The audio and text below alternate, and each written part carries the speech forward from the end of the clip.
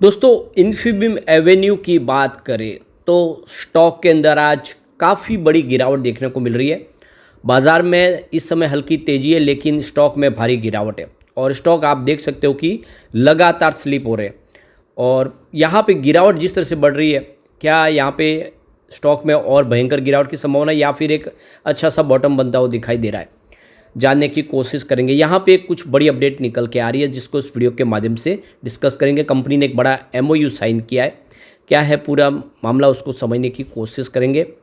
और दूसरी तरफ हम सालासर टेक्नो इंजीनियरिंग को भी डिस्कस करेंगे। स्टॉक के अंदर वहाँ पर भी बहुत बड़ी गिरावट है, स्टॉक सिंगल डिजिट में आ गया है, लगातार गिर रहा है। कहाँ तक है संभावना गिरने की, और कंपनी का पोर्टफोलियो तो काफ़ी मजबूत है, कंपनी अलग अलग सेक्टर में काम करती है। क्या आने वाले समय फिर से स्टॉक में तेज़ी बनेगी, जानने की कोशिश करेंगे इस वीडियो के माध्यम से। लेकिन फ्रेंड्स, उससे पहले अगर आप पहली बार हमारे चैनल पे आए तो चैनल को सब्सक्राइब कर दीजिए, एक बेल आइकॉन दबा दीजिए ताकि जब भी नया वीडियो बने पहला नोटिफिकेशन आपको मिले। वीडियो पसंद आए तो लाइक से जरूर कीजिए। चलो फ्रेंड्स, वीडियो स्टार्ट करते हैं। मैं हूँ आपका दोस्त एस बी दवे और हमारे अपने चैनल ऑनलाइन कमाई में आपका बहुत बहुत स्वागत है। तो सबसे पहले इन्फीबीम एवेन्यू के कारोबार की बात करें तो इस समय स्टॉक 17.41 के आसपास ट्रेड करता हुआ दिखाई देगा, जहाँ पे 3.01% की यहाँ पे आपको गिरावट देखने को मिलेगी, यानी स्टॉक में दबाव की स्थिति बनी हुई है। अब इसकी परफॉर्मेंस देखें तो 3 मंथ का जो हाई है वो 27.47 का है। अब आप देख सकते हो स्टॉक वहाँ से काफ़ी करेक्ट हुआ है।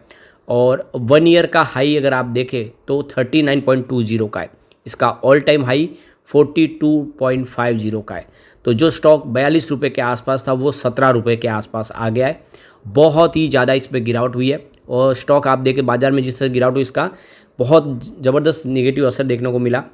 अब यहाँ पे 3 मंथ का जो लो है वो 17.28 का है और आप देख सकते हो कि स्टॉक अपने ऑल टाइम लो के आसपास ही आपको आता हुआ दिखाई देगा और काफ़ी नीचे है। समझो 1 ईयर का लो भी इसका 17.28 का है, लेकिन 3 ईयर का लो 11.91 है, उससे स्टॉक अभी थोड़ा आगे है। 5 ईयर का लो इसका 6.29 का था।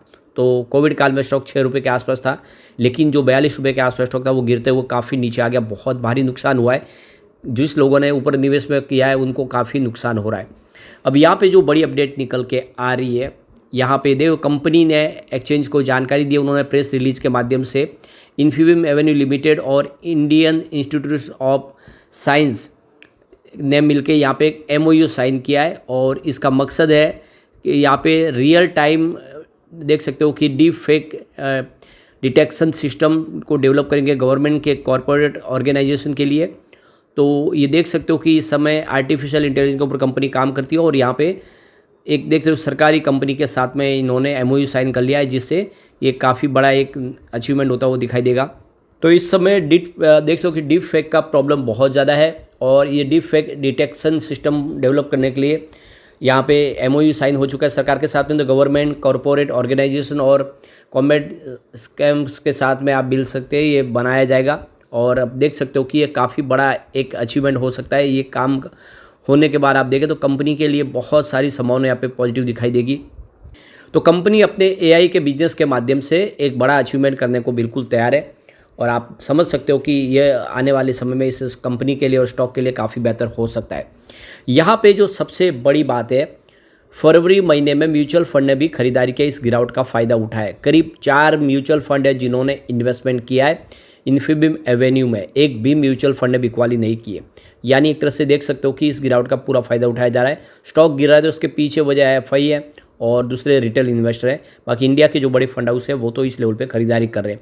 अब यहाँ पे जो निवेश जिन इन्वेस्टमेंट हुआ म्यूचुअल फंड का, उनको एक बात देख ले तो 28 फरवरी के लेटेस्ट आंकड़े हमारे सामने। Motilal Oswal Nifty micro cap 250 index direct ने 8.04 करोड़ का इन्वेस्टमेंट किया है। 5.09% की होल्डिंग उनकी मंथ ऑन मंथ बेसिस पे बढ़ी है। इसके अलावा देख सकते हो कि यहाँ पे grow Nifty total market index direct ने 0.04 करोड़ का इन्वेस्टमेंट किया है। उनकी होल्डिंग भी यहाँ पे 3.62% मंथ ऑन मंथ बेसिस पे बढ़ चुकी है। इसके अलावा बंधन Nifty total market index direct ने 0.01 करोड़ का इन्वेस्टमेंट किया है।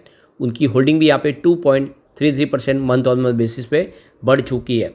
इसके अलावा मेरा asset Nifty total market index direct ने यहाँ पे 0.01 करोड़ का इन्वेस्टमेंट किया है। 6.79% की holding month on month basis पे बढ़ चुकी है। तो ये क्लियरली देख सकते हो कि निवेश बढ़ा है म्यूचुअल फंड का। और आपको इसका बिजनेस तो पता ही होगा, कंपनी का पेमेंट एग्रीगेटर का बिजनेस भी है और कंपनी हर तरह की AI सेवाएं भी देती है गवर्नमेंट के लिए, मर्चेंट्स के लिए, इंटरप्राइजेस के लिए। हर तरह की कंपनी फिनटेक सेवाएं प्रोवाइड करती है। और इंडिया के अलावा कंपनी देखें तो United kingdom, Saudi Arabia, United Arab अमीरात में और यूनाइटेड स्टेट में अपने कामकाज कर रही है। तो काफ़ी देशों के अंदर कंपनी का बहुत ही शानदार कामकाज है और कंपनी लगातार अपना बिजनेस बढ़ा रही है। करीब 2000 प्लस पेमेंट मेथड के माध्यम से कंपनी डेबिट कार्ड के माध्यम से, क्रेडिट कार्ड के माध्यम से, नेट बैंकिंग के माध्यम से और वॉलेट के माध्यम से, EMI UPI के माध्यम से अपने बिजनेस कर रही है। तो बहुत सारा शानदार बिजनेस है, कंपनी प्रॉफिट मेकिंग है। आने वाले समय उम्मीद है कि जैसे बाजार तेज होगा ये स्टॉक फिर से रॉकेट की गति से दौड़ सकता है। अब चलते हैं सालासर टेक्नो इंजीनियरिंग की तरफ। 7.89% में स्टॉक है, जहाँ पे 2.59% की गिरावट है। स्टॉक लगातार गिर रहा है। इसकी परफॉर्मेंस देखें तो 3 मंथ का जो हाई है 16.09 का है और 1 ईयर का हाई इसका 24.15 का है। 24 रुपये का स्टॉक 7 रुपये पे आ गया एक साल में, बहुत भारी नुकसान हुआ है।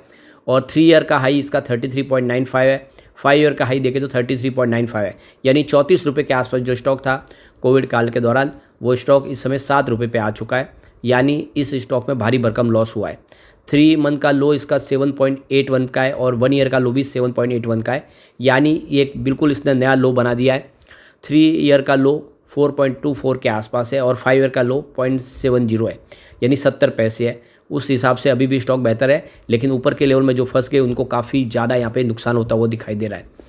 यहाँ पे कंपनी की फाइनेंशियल सेहत को देखें तो company is profitable. Second, companies revenue grow in December quarter by 23.46% from 375.18 crore to 303.88 crore year on basis पे। तो कंपनी का रेवेन्यू बढ़ा है। तीसरा जो यहाँ पे पॉइंट अगर देखें तो वो आपको कमज़ोर दिखाई देगा और वो है companies profit decline by 28.04% year on year basis पे। December quarter dropping from 16.76 crore to 12.06 crore. तो कंपनी का प्रॉफिट गिरा है, रेवेन्यू बढ़ा है। एक और कमज़ोर पॉइंट और वो है debt to equity of company is higher than industries median. तो ये भी एक नेगेटिव पॉइंट है, लेकिन एक इसमें और पॉजिटिव पॉइंट और वो है कंपनी कैन कंफर्टेबली पे of its interest obligation with the earning it's. तो ये इसका एक पॉजिटिव पॉइंट है। इसके अलावा वैल्यूशन देखें तो the TTM PB 18.16 lower than 5 year historical median indicating under valuation. तो इसका PB देखें तो काफ़ी ठीक है। इसके अलावा TTM P ratio 3.25 higher than 5 year historical median indicating the fair valuation of current market price. और तीसरा है the price of sales is 94.91% lower than 5 year historical median indicating under valuation. तो इस हिसाब से देखें तो सेहत में सुधार है यहाँ पे। इसके लिए जो सबसे बड़ी एक और बात देखें तो यहाँ पे FI का निवेश तो है, लेकिन उसमें कमी आई है। 30 अप्रैल 2024 को 6.27% की होल्डिंग थी, जो 31 दिसंबर को 5.62% पर आई है। तो निवेश घटा है। और इसके अलावा प्रमोटर ने भी अपनी होल्डिंग लगातार कम की है। 30 अप्रैल 2024 को 58.76% के आसपास होल्डिंग थी, जो 30 जून को घटा के उन्होंने 57.04% किया।